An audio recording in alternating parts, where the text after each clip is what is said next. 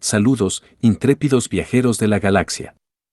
En esta nueva odisea literaria, nos sumergiremos en las páginas de Maestro y Aprendiz, una narrativa que arroja luz sobre la dinámica única entre Obi-Wan Kenobi y su maestro Qui-Gon Jinn.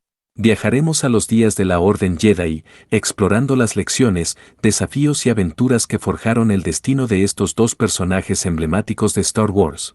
¿Están listos para explorar la fuerza de la mano de Galaxia Sonora? Acompáñennos en este viaje épico.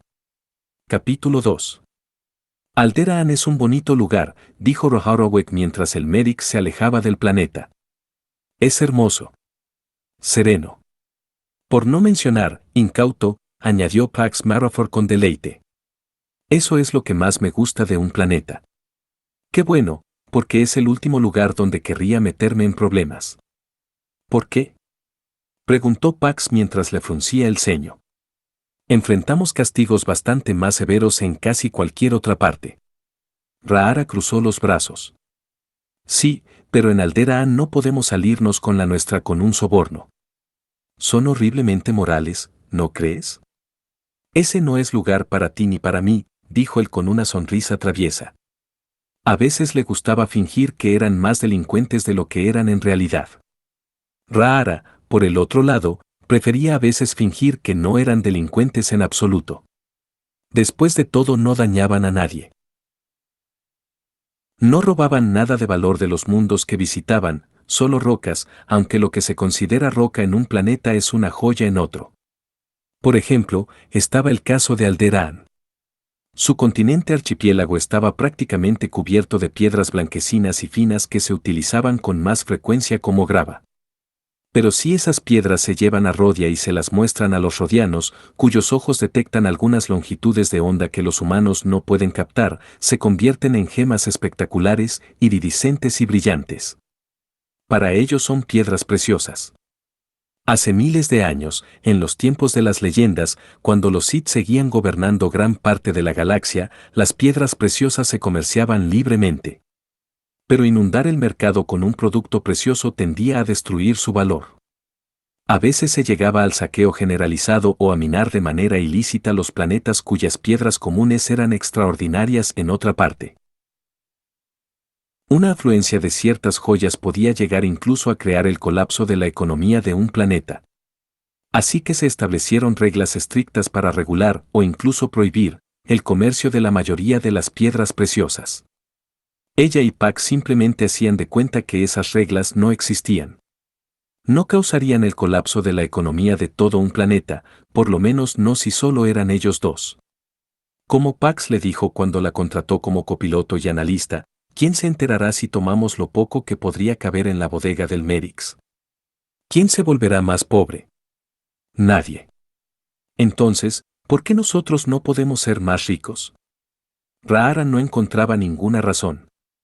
No era como si fueran verdaderos maleantes.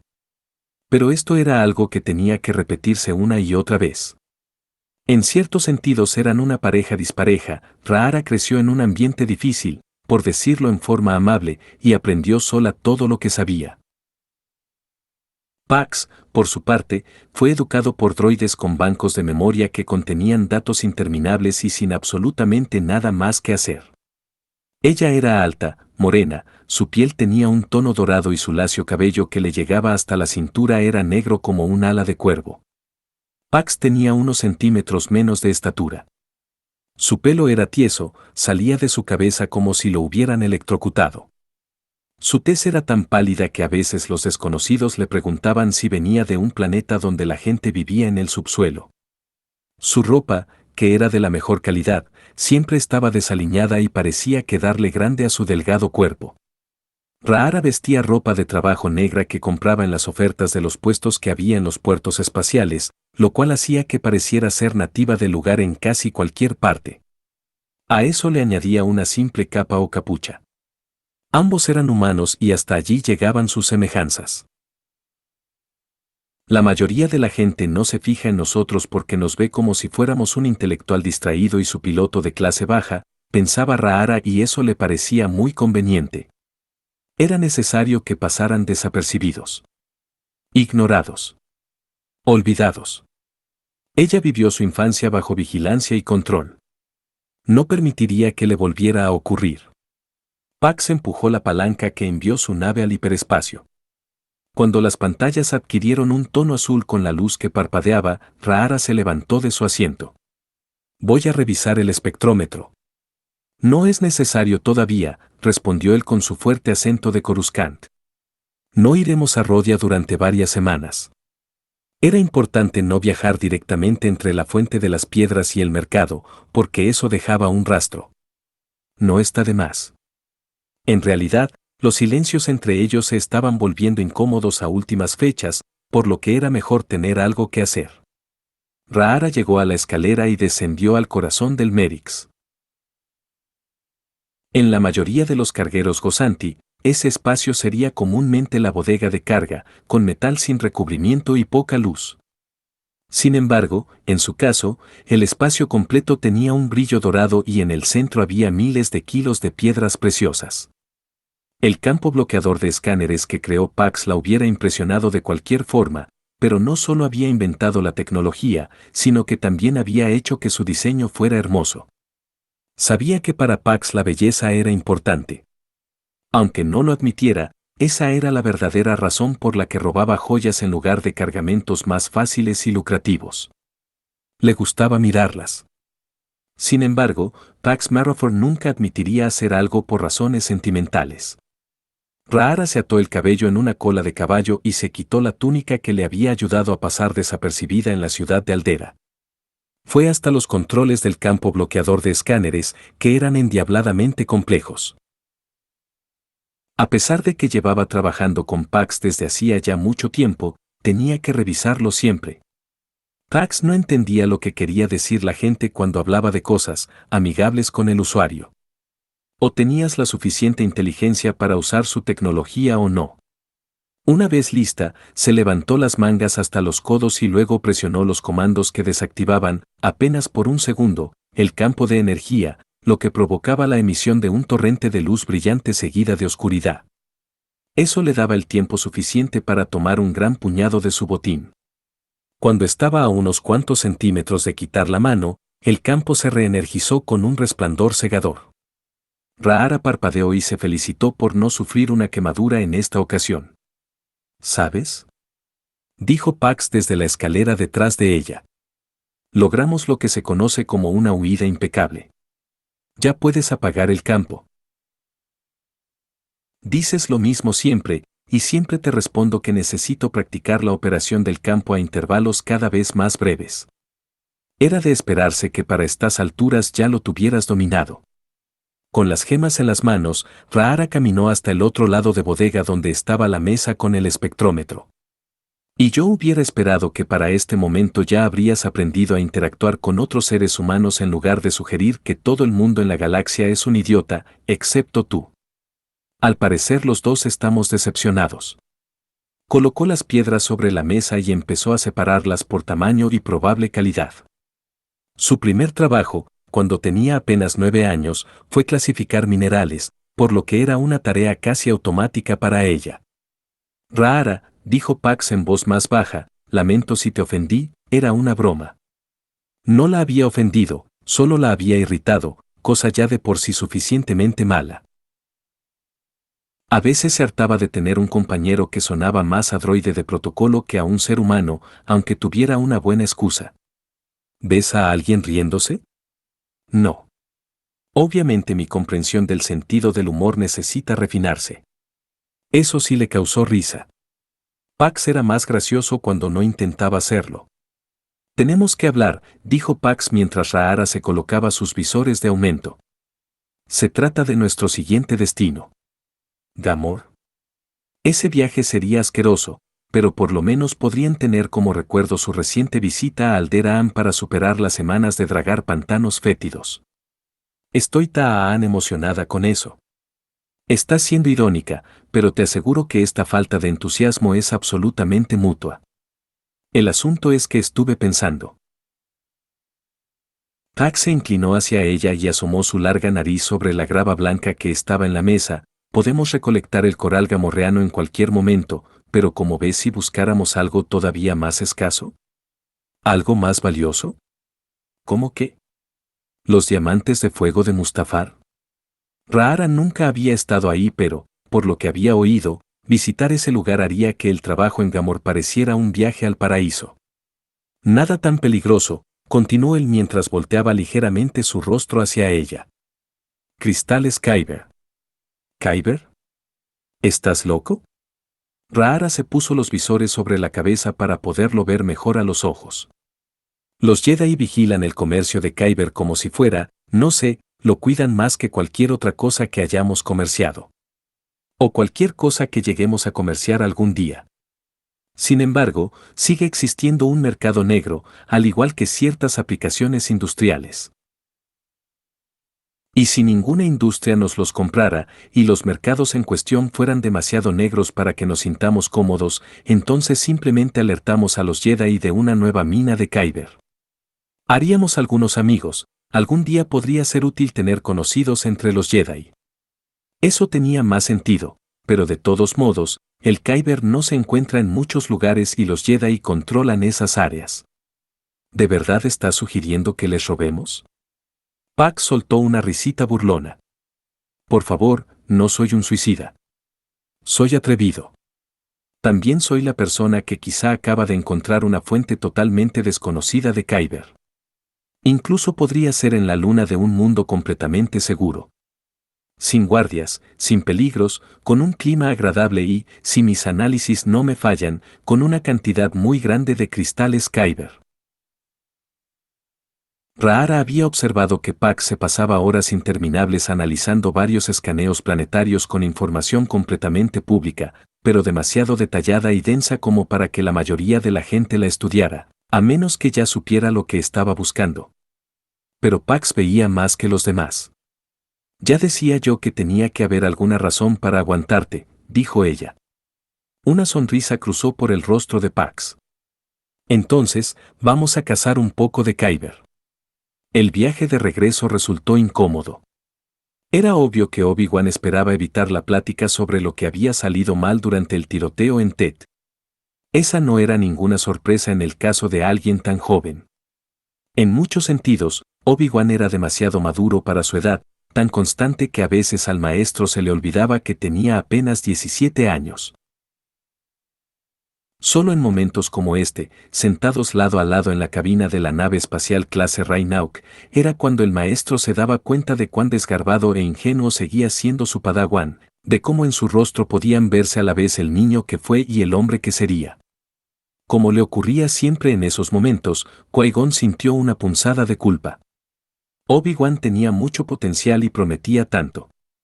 Merecía un maestro que pudiera sacar a relucir eso en él. Su alianza había sido incómoda desde el principio, con malentendidos y agudos cambios de humor. Eso en sí mismo era poco común. A veces Qui-Gon se preguntaba por qué los Padawans pasaban de la guardería a sus maestros durante la adolescencia de la mayoría de las especies, justo cuando todos los cambios son más difíciles.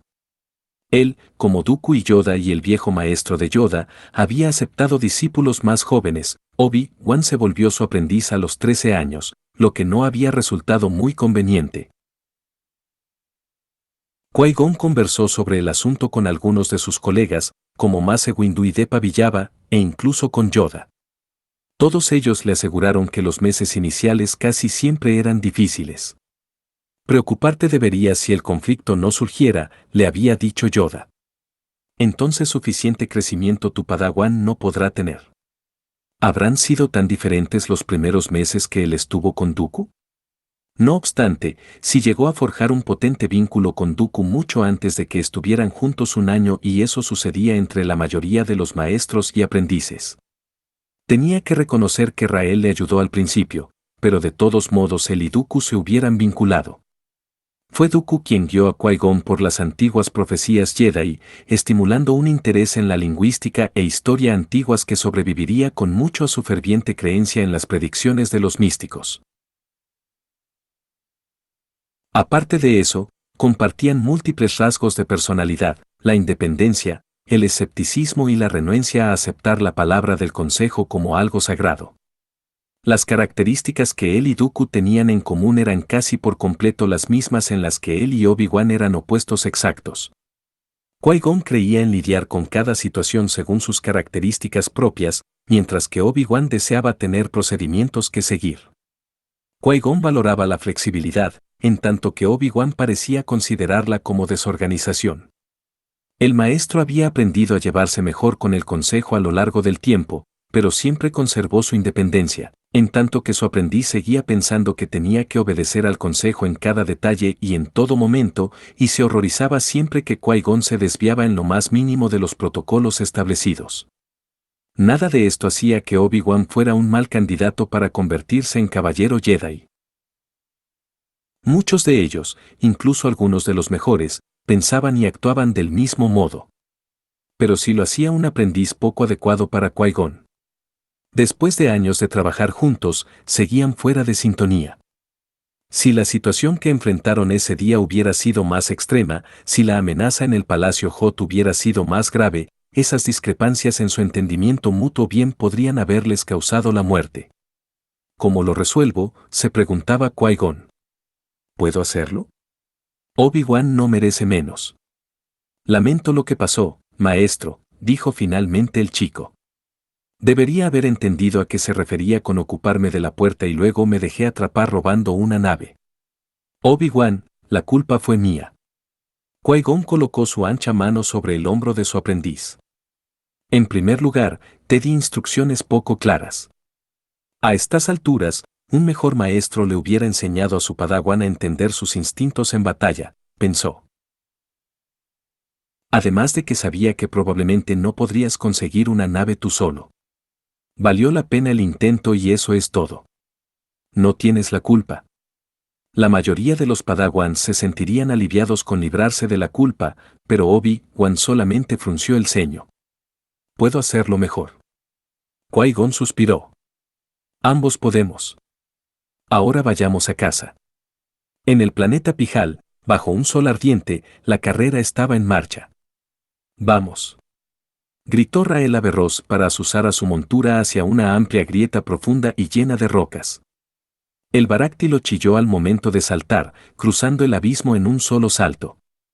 Cuando sus pesadas patas llenas de garras se encajaron en el pasto, Averross lanzó una carcajada. Allá vamos, exclamó con su cerrado acento de Ringo Vindano. Eso es. Décadas antes, el clan Iltan había importado baráctilos desde Utapau para tener una ventaja en la gran cacería. Pero, para ese momento, aquellas criaturas originales se habían reproducido hasta convertirse en los baráctilos aerodinámicos, veloces y cubiertos de plumas de color carmesí que eran específicos de Pijal. Averross suponía que algún día el resto de la galaxia descubriría a los baráctilos de ese planeta y, después de eso, nadie volvería a hacer carreras de Fatier. Por el momento, sin embargo, estos animales, junto con su velocidad y la mera dicha de montarlos, eran exclusivos de allí. Averross distinguió el faro de la meta y silenciosamente dirigió a su baráctilo hacia él. El animal respondió al instante y aceleró con cada gramo de fuerza para llegar al final lo más rápido posible. A los baráctilos les encantaba la velocidad por sí misma y Averross sospechaba que incluso entendían la diferencia entre ganar y perder. Su montura lanzó su grito de batalla al pasar la línea de meta y se derrapó hasta detenerse tan rápido que sus garras dejaron profundas líneas en el suelo arenoso. Con una enorme sonrisa, Averross metió la mano en la canasta de suministros de donde sacó una enorme barra de carne salada de molusco, una exquisitez de Pijal que él no podía soportar. El baráctilo la apreciaba más y la masticó deleitado. Los otros jinetes llegaron a la meta entre gritos de felicitación y burlas amistosas. Averross saltó al suelo mientras los demás empezaban a llevar a sus baráctilos de regreso a los establos del palacio. Sacudió la cabeza con un gesto de dolor al momento de aterrizar. Junto a él, el capitán Deren, tan estoico como siempre, le cuestionó si tenía algún problema. No, solo me pregunto por qué mis rodillas me hacen la grosería de envejecer igual que el resto de mi cuerpo. Podrías conseguirte unos reemplazos sintéticos. No es la gran cosa. Ya sabes lo que dicen sobre volverte viejo, es mejor que la alternativa.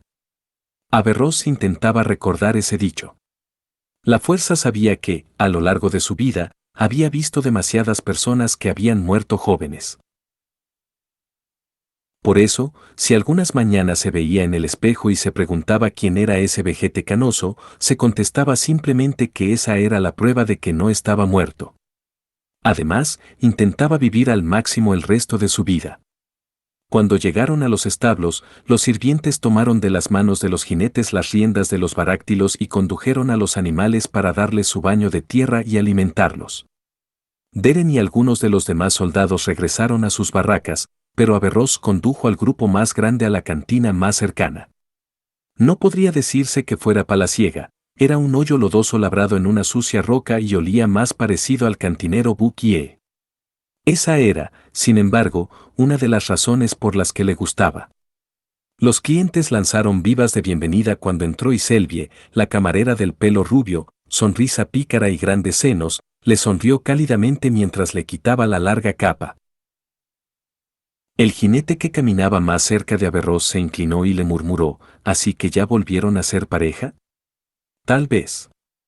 No se entregaba con frecuencia a la compañía femenina. Cuando la gente se enteraba de eso, se distraía y hacía un escándalo que con frecuencia no valía la pena. Pero ya había pasado algún tiempo y Selby tenía una edad decentemente cercana a la suya. Su sentido del humor, además, era más obsceno que el de cualquier otra persona que hubiera conocido. ¿Por qué no?, se dijo. ¿Por qué no ver si estaba dispuesta? Hizo un ademán en dirección a Selby y el rostro de ella se iluminó mientras empezaba a dirigirse hacia él.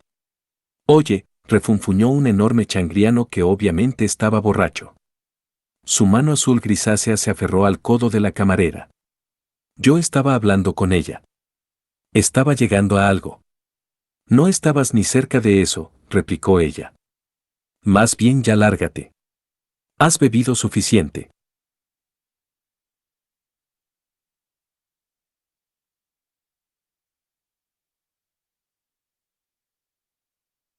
¿Me vas a correr de aquí?